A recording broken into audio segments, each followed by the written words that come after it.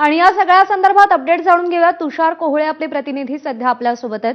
तुषार, आपण या प्रतिक्रिया पाहिल्या, ओबीसी नेत्यांमध्ये किंवा ओबीसींचं प्रतिनिधित्व करणाऱ्यांमध्ये एकमत आपल्याला दिसून येत नाहीये। एकीकडे नागपूरमध्ये आंदोलन सुरू आहे।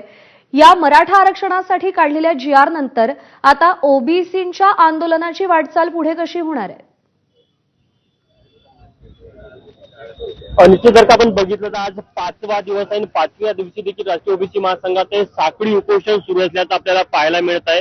महत्वाची गोष्ट की ज्यासाठी यांचं हे आंदोलन सुरू होतं त्यासाठी कुठेतरी जे महत्वाचा विषय की जे आरक्षणाचा जो शासन आदेश आहे तो सरकारने काढलेला आहे। आता त्या शासन आदेशाचा अभ्यास केल्यानंतरच आंदोलनाची पुढची दिशा ठरणार आहे। त्यामुळे जेव्हापर्यंत सरकारकडनं ठोस आश्वासन मिळत नाही किंवा या नवीन शासन आदेशाची स्पष्टता होत नाही तेव्हापर्यंत आंदोलन सुरूच राहणार असल्याचं आंदोलन सांगत आहे। काही आंदोलक आपण त्यांना विचारूया, शासनाने जर जीआर काढलेला आहे, काय वाटतं तुम्हाला, तुमच्या आरक्षणावर गदा आली का? शासनाने काल जो जीआर समोरच्या आंदोलनकर्त्यांना जो दिला त्या संदर्भात आमचं रेग्युलर जोपर्यंत त्याचा अभ्यास होणार नाही त्याच्यावर आम्ही काही बोलणार नाही, कारण वाचन फार आवश्यक आहे। त्यामध्ये त्यांनी एका ओळीवर काय काय शब्द लिहिले, कारण तत्वता मान्यता आणि शब्दामध्ये जर काही फरक आला तर समाजाचं सुद्धा नुकसान नाही व्हायला पाहिजे। छगन भुजबळ आणि लक्ष्मण नागे यांचं असं म्हणणं आहे की कुठेतरी ओबीसीवर अन्याय झाला।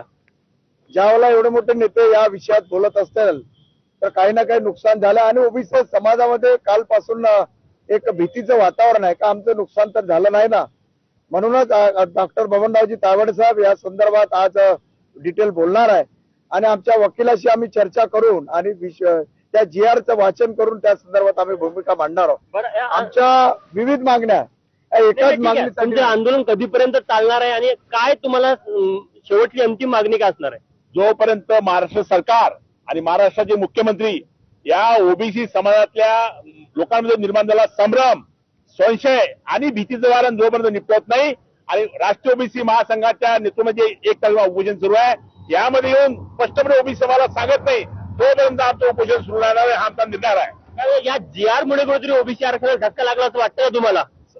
हे म्हणजे जे मराठा आंदोलनचा जो जीआर काल निघाला त्यामध्ये अजूनही ओबीसी समाज संभ्रमात आहे। त्यामुळे निश्चितच ज्या अर्थी मोठे नेते आणि आमच्या राष्ट्रीय अध्यक्ष बबनराव तायवाडे यांनी तज्ञांची कमिटी नेमली आहे आणि तो पूर्ण त्याचं वाचन करून त्या निर्णय सुरू केलं, परंतु आमच्यामध्ये संशयाचं भीतीचं वातावरण ओबीसी समाज अजूनही आहे। याबद्दल तुम्हाला सरकारकडनं स्पष्टीकरण हवं आहे की ओबीसी समाजाच्या आरक्षणाला धक्का लागला नाही। जोपर्यंत सरकार आणि सन्माननीय मुख्यमंत्री आणि सन्माननीय या खात्याचे मंत्री आम्हाला स्पष्टपणे ओबीसी समाजाला या महाराष्ट्राच्या तमाम 350 जातीच्या ओबीसी समाजाला जोपर्यंत सांगत नाही तोपर्यंत आम्ही निर्णय हटणार नाही, हे आमचा निर्धार आहे। पण आज काय इथे स्वरूप असणार आहे आंदोलनाचं आणि कधीपर्यंत चालणार आहे आंदोलन? मग जोपर्यंत मुख्यमंत्री साहेब आम्हाला लेखी स्वरूपात आमचा संभ्रम दूर करत नाही तोपर्यंत हे सगळे उपोषण आमचं चालूच राहील। काही लोक न्यायालयात जाण्याची भाषा करतात, तुमची काय भूमिका याबद्दल? आमचे पण तज्ञ ते त्याच्यावर विचार करून आम्ही पण तो निर्णय घेणारच आहोत, फक्त तो आम्ही आता सध्या स्पष्ट करणार नाही जोपर्यंत आमचे तज्ञ मंडळी आणि आमचे अध्यक्ष महोदय बबनरावजी तायवाडे जे काही निर्णय घेतील त्यांच्यासोबत आमचा पूर्ण समाज त्यांच्यासोबत आहे। आपण बघू शकतो की राष्ट्रीय ओबीसी महासंघाच्या साखळी उपोषणाचा आता 5वा दिवस आहे। जेव्हापर्यंत सरकारकडनं हा संभ्रम दूर केला जाणार नाही तेव्हापर्यंत हे साखळी सुरू राहील असं आंदोलकांनी आपल्या स्पष्ट केलं।